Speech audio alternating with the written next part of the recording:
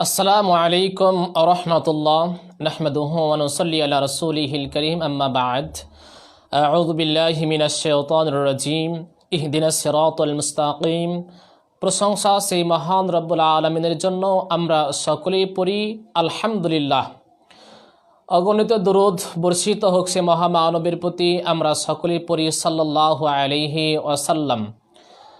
দেশ ও দেশের বাইরে থেকে যারা আমাদের লাইভটি দেখছেন সকলকেই ইসলামিক আলোচনা গ্রুপের পক্ষ থেকে আন্তরিক মোবারকবাদ ও অভিনন্দন। আজকে অত্যন্ত একটি গুরুত্বপূর্ণ বিষয় নিয়ে আপনাদের সম্মুখে উপস্থিত হয়েছি। বিশ্ব ভালোবাসা দিবস সম্পর্কে কিছু গুরুত্বপূর্ণ তথ্য দেব ইনশাআল্লাহ আপনাদেরকে। আমার হাতে একটি হ্যান্ড নোট দেখছেন আপনারা,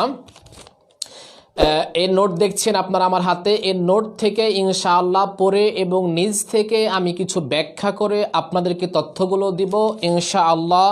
তাওয়াক্কালতু আলাল্লাহ। বিশ্ব ভালোবাসা দিবস এই সংস্কৃতি বিজাতিদের, এটা মুসলমানদের কোনো সংস্কৃতি নয়, এটা মুসলমানদের কোনো বিধান নয়, এটা হচ্ছে বেধর্মী ইহুদি খ্রিস্টানদের একটা প্রথা ভূমিকা। ভালোবাসা শব্দটি পবিত্র, ভালোবাসা শব্দটি অপবিত্র কিছু নয়, নোংরা কিছু নয়, জঘন্য কিছু নয়। তবে ভালোবাসা শব্দটি যেখানে ব্যবহার করা জরুরি, যেখানে ব্যবহার করা উচিত সেখানেই ব্যবহার করতে হবে। সন্তানের প্রতি পিতামাতার ভালোবাসা, স্বামী স্ত্রীর ভালোবাসা, ভাই বোনের ভালোবাসা, আত্মীয় স্বজনের প্রতি ভালোবাসা, এই সবই পবিত্র। সন্তান মাকে ভালোবাসবে, মা তার সন্তানকে ভালোবাসবে, ভাই বোনকে ভালোবাসবে, বোন ভাইকে ভালোবাসবে। এটা অপছন্দর কিছু নয়, এটা শরীয়ত সম্মত, এটা শরীয়ত সমর্থন করে। আবার স্রষ্টার প্রতি সৃষ্টির প্রতি স্রষ্টার ভালোবাসা সুগভীর, আরও অকৃম। এই সবই পবিত্র, সচ্ছল, নির্মল। কিন্তু মানবতার চিরশত্রু ইবলিস এই পবিত্র ও সচ্ছল ভালোবাসাকে কর্মমুক্ত করতে তৎপর। প্রকৃত ভালোবাসাকে গৌণ করে অপবিত্র, অবৈধ, সচ্ছল ভালোবাসাকে বাজারজাত করতে ইবলিস ও তার দোসরা বন্ধুরা ভালোবাসা দিবস নামক একটি অশ্লীল ও নোংরা দিবসকে আমাদের সামনে নিয়ে এসেছে। ভালোবাসা দিবস এটা হচ্ছে নোংরা জঘন্য একটা দিবস। ভালোবাসেন আপনার মাকে, ভালোবাসেন আপনার পিতাকে, ভালোবাসেন আপনার মনকে, আত্মীয় স্বজনকে ভালোবাসেন। তবে আপনি যে ভালোবাসা দিবসটা নিয়ে এসেছেন এটা নোংরা, জঘন্য, অসভ্য, বর্বর। এটা শরীয়ত সম্মত নয়। মানুষকে তাদের সঠিক গতিপথ থেকে বিচ্ছিন্ন করাই এর উদ্দেশ্য।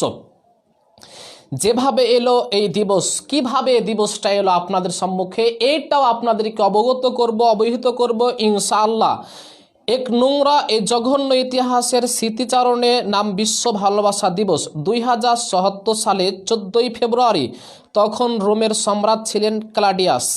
সে সময় ভ্যালেন্টাইন নামে একজন সাধু তরুণ প্রেমিকদের গোপন পরিণয় মন্ত্রে দীক্ষা দিত। সাধু ছদ্মবেশে অর্থাৎ কর্মের অপরাধে সম্রাট তার শিরচ্ছেদ করেন। তার এই ভ্যালেন্টাইন নাম থেকে এই দিনটির নামকরণ করা হয় ভ্যালেন্টাইন ডে। আজ বিশ্ব ভালোবাসা দিবস নামে পরিচিত হয়েছে।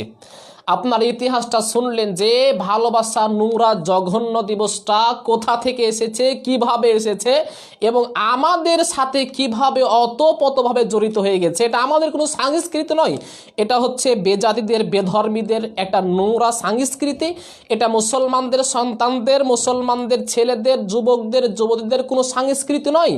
বাংলাদেশে কিভাবে এটা প্রবেশ করলো সেটাও আপনাকে জানাবো ইনশাআল্লাহ। ভালোবাসা দিবসের ইতিহাস বেশ প্রাচীন হলেও এর চর্চা শুরু হয় সম্প্রতিকালে।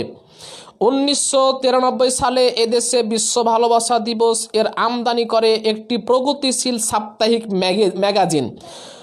প্রতিযোগিতার বাজারে কেউ পিছিয়ে থাকতে চায় না বলে পরের বছর থেকে অন্য পত্রিকাও এই দিবসের প্রচারণা নামে।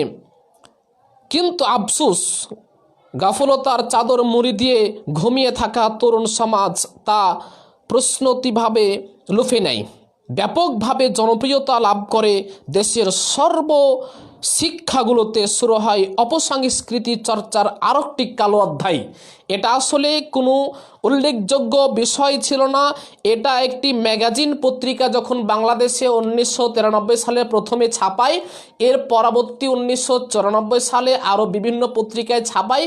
যুবকদের কাছে এটা আসে, যুবতীদের কাছে এটা যায়, এই মেসেজগুলো যায়, তারা এটাকে খুব দ্রুতভাবে আঁকড়ে ধারণ করেছে। আর আগে এরকম কিছু ছিল না। যখনই এই সংস্কৃতিটা আসলো, যুবকরা খুবই আর প্রতি আবদ্ধ হয়ে গেল এবং এই নোংরা দিবসকে তারা পালন করতে শুরু করলো। শুনুন মুসলমান জাতি, আমরা সকলেই মুসলিম হিসাবে আমাদের কি করণীয় একটি ভেবে দেখুন, একটু চিন্তা করুন আমরা কি করব, আমাদের করণীয় কি। ভালোবাসা দিবসের ইতিহাস থেকে সুস্পষ্ট যে এটা রোম সাংস্কৃতিক, এটা মুসলমানদের কোনো সংস্কৃতি নয়, যা ইসলামী সংস্কৃতির সাথে সম্পূর্ণ সাংঘর্ষিক। সুতরাং একজন মুসলিম কি পারে বিজাতি সংস্কৃতির অনুকরণ করতে? কখনোই একজন মুসলিম ব্যক্তি যারা আল্লাহর প্রতি ঈমান আছে, যে ব্যক্তি আল্লাহকে বিশ্বাস করে, কোরআন এবং হাদিস মানে, এরূপ নোংরা সংস্কৃতিকে কখনোই পালন করতে পারে না। কারণ রাসূল করিম সাল্লাল্লাহু আলাইহি সাল্লাম বলেন, যে ব্যক্তি অন্য সম্প্রদায়ের অনুসরণ করে সে তাদের অন্তর্ভুক্ত। আমি আপনি মুসলমানের যদি অনুকরণ করি তাহলে আমি আপনি মুসলমানেরই অন্তর্ভুক্ত। আর আমি আপনি যদি ইহুদি খ্রিস্টান বেধর্মীদের অনুসরণ করি তাহলে তাদের অন্তর্ভুক্ত, তাদের সাথে জাহান্নামে যেতে হবে। অতএব মুসলমান জাতি সাবধান। এ ভালোবাসা কেই বা মূল্য আছে যা জোসাহারে আমাদের কাল হয়ে দাঁড়াবে, যে ভালোবাসা ইসলাম পরিপন্থী, ইসলামী কালচারের বিরোধী। অথচ রাসূল সাল্লাল্লাহু আলাইহি সাল্লাম বলেন, কিয়ামতের দিন প্রত্যেক ব্যক্তিকে তার ভালোবাসা ব্যক্তির সাথে হাজির করা হবে বা অবস্থান করবে। শুনুন, যদি আমাদের পরস্পরের ভালোবাসাটা হয় ভালো কাজের জন্য, উত্তম কাজের জন্য, একে অপরের বন্ধুত্ব স্থাপন করি, তাহলে এটা কিয়ামতের দিন অবশ্যই উপকার আসবে। কিন্তু যদি অন্যায় পথে, যেগুলো শরীয়ত সম্মত নয়, এই পথে যদি আমরা সময়টাকে অপব্যয় করি, বন্ধুত্ব স্থাপন করি, মেয়ে ছেলের মধ্যে অবৈধ সম্পর্ক গড়ে তুলি, তাহলে এটা আমাদের জন্য কিয়ামতের দিন কাল হয়ে দাঁড়াবে। অতএব মুসলমান জাতি সাবধান। এদিনকে কেন্দ্র করে হয় অর্থ অপচয় আর আনন্দ ফুর্তির অহেতুক অনুষ্ঠান, অথচ সোনার বাংলা তখন অসংখ্য মানুষ অনাহারের চোখে অশ্রু ঝরায়। আজকে হয়তো ভালোবাসা দিবস নিয়ে আমরা অনেকেই উৎসবে মেতে আছি, কিন্তু বাংলার জমিনে লক্ষ লক্ষ মানুষ রয়েছে যারা অনাহারে ভুগছে, খেতে পাচ্ছে না। এইগুলো সম্পদ অপচয় না করে যারা অনাহারে ভুগছে, অনাহারে থাকছে, তাদেরকে সম্পদগুলো বিলিয়ে দিন, আপনার উপকার আসবে। মানবিক বিবেক কি ঠাঁই দিবে এই দিবসের? অপরপক্ষে আল্লাহ তাআলা বলেন, তোমরা অপচয় থেকে বিরত থাকো, নিঃসন্দেহে অপচয়কারী শয়তানের ভাই। সূরা বানী ইসরাইল 26 নম্বর আয়াতে আল্লাহ সুবহানাহু ওয়া তাআলা ঘোষণা করলেন, ইন্নাল মুবাদদিরিনা কানু লিইখওয়ানাস শায়াতিন। অপচয়কারী হচ্ছে শয়তানের ভাই। যারা অপচয় করবে, অন্যায় কাজে, অশ্লীল কাজে, নোংরা কাজে, গর্হিত কাজে টাকা অপব্যয় করবে, তারা শয়তানের ভাই, তারা এছাড়া আর কিছু নয়। আমি মুসলমান জাতিকে সাবধান করে দিই, এই টাকাগুলো অন্যায় কাজে, অপচয় কাজে ব্যয় না করে সৎ পথে, ন্যায় পথে, যারা গরিব, অসহায়, দুস্থ গরিব, যারা খেতে পায় না, এদের জন্য ব্যয় করুন। আপনার জীবনে কল্যাণ বয়ে আনবে। শুনুন, নির্লজ্জতা ও বেহায়াপনা জাতীয়ভাবে স্বীকৃতি লাভ করেছে। আল্লাহ তাআলা বলেন, যারা ইমানদারদের সমাজে এ ধরনের অশ্লীলতা বিপর্যয় ঘটায়, দুনিয়া ও আখিরাতে তাদের জন্য মহান আল্লাহ তাআলা যন্ত্রণাদায়ক শাস্তির ব্যবস্থা করে রেখেছেন। যারা এ সমস্ত অপকর্মগুলো করবে, নতুন নতুন কিছু সৃষ্টি করবে, আল্লাহ বলছেন এদেরকে আমি দুনিয়াতেও শাস্তি দেব, পরকালেও শাস্তি দেব। অতএব যারা দুনিয়ার শাস্তি থেকে বাঁচতে চান এবং পরকালের শাস্তি থেকে বাঁচতে চান, তাদের জন্য করণীয় হচ্ছে এই নোংরা, বেহায়াপনা, নির্লজ্জ দিবসকে বর্জন করা। তরুণ তরুণীর অবাধ মেলামেশা ও যৌন মিলনের ফলে এইডস রোগ বর্তমানে মারাত্মক আকার ধারণ করেছে। আজকে আমরা অবাধ মেলামেশা করছি, যুবক যুবতী অবাধ মেলামেশা করছে, পর্নোগ্রাফি দেখছে, এই জন্য সমাজে দেশ বিদেশে একটি রোগ ছড়িয়ে পড়েছে, যেই রোগের নাম হচ্ছে এইডস। এই রোগ থেকে ও বাঁচার রক্ষা পাওয়ার কোনো উপায় নেই। অতএব যদি আমরা বাঁচতে চাই তাহলে এই সমস্ত অপকর্ম, নিকৃষ্ট নোংরাজনক কাজগুলোকে ছাড়তে হবে। এই সমস্ত জেনায় লিপ্ত হচ্ছে আমরা, এই জন্য নতুন নতুন কিছু অসুখ দেখা যাচ্ছে, যে অসুখগুলোর কোনো ওষুধ নেই, যে অসুখগুলোর কোনো প্রকার প্রেসক্রিপশন নেই। তাছাড়া সিফিলিস, প্রমেহ, হারপিস রোগসহ আরও বিভিন্ন ধরনের রোগ বিশ্বজুড়ে পড়েছে। এই রোগগুলো কিন্তু আগে দেখা যায়নি। আজ থেকে 20 বছর আগে দেখেন, আজ থেকে 30 বছর আগে দেখেন, আজ থেকে 40 বছর আগে দেখেন, এই সমস্ত রোগ ছিল না। আজকে নতুন নতুন যে অসুখ আবিষ্কার হচ্ছে, নতুন নতুন যে রোগ আবিষ্কার হচ্ছে, এগুলো হচ্ছে আমাদের হাতের কর্ম। আল্লাহ বলছেন যহরাল ফাসাদু ফিল বাররি ওয়াল বাহর বিমা কাসাবাত আইদিন নাস। জলে এবং স্থলে যে সমস্ত বিপর্যয়গুলো ঘটে, এগুলো হচ্ছে মানুষের হাতের কর্ম। আমরাই অন্যায় করি, অপকর্ম করি, অশ্লীল কাজ করি, এই জন্য আল্লাহ ভূমিকম্প দেয়, জমিনে ভূমিধস হয়, আরো অনেক কিছু হয়। আর জেনার চাইতে নোংরা নিকৃষ্ট পাপ পৃথিবীতে খুবই কম হয়েছে আছে। তো যদি কোনো ব্যক্তি জেনায় লিপ্ত হয়, জেনা করে, তাহলে এমন অসুখ হবে যা পূর্বে হয়নি, ইতিপূর্বে কোনোদিন দেখা যায়নি। এগুলো হচ্ছে কোরআন এবং সহিহ সুন্নাহর কথা। অতএব মুসলমান জাতি সাবধান করছি, সতর্ক করছি, বিশেষ করে যুবক যুবতীদেরকে, তরুণ তরুণীদেরকে। আজকে তারা এই বিষয়গুলো বুঝতেই চায় না, বুঝেই না, তারা নিজ মন গড়া ভাবে অনেক কিছু করেই চলেছে, অন্যায় কাজে, অশ্লীল কাজে তারা লিপ্ত হয়েই চলেছে। তো অন্যায় কাজকে, অশ্লীল কাজকে যদি আপনি বর্জন না করতে পারেন, তো একটি কথা জেনে রাখেন, আপনার জন্য দুনিয়া তো শাস্তি রয়েছে, পরকালও শাস্তি রয়েছে। এবং এমন গজব, এমন অসুখ, এমন শাস্তি আল্লাহ আপনাকে দেবে, যে শাস্তি থেকে লক্ষ লক্ষ টাকা খরচ করলেও উদ্ধার হওয়া যাবে না। যুবক যুবতী বিবাহ পূর্বে দৈহিক সম্পর্ক গড়তে কোনো রকম কুণ্ঠবোধ করছে না, ফলে পরিবারের জীবনে সন্দেহের বীজ দোলা দিচ্ছে, তাদের মন মস্তিষ্কে ভেঙে চূর্ণ বিচূর্ণ হয়ে যাচ্ছে। কত শত পরিবার আজকে ভালোবাসা বেহায়া দিবস, নোংরা জঘন্য দিবস।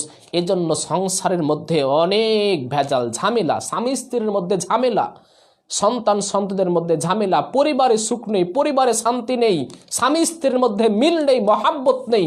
আজকে কারণ কি? এইটাই কারণ, একটাই কারণ হচ্ছে যে ভালোবাসা বেহায়া দিবস, সমাজে অশ্লীল কর্ম করা, নোংরা কাজ করা।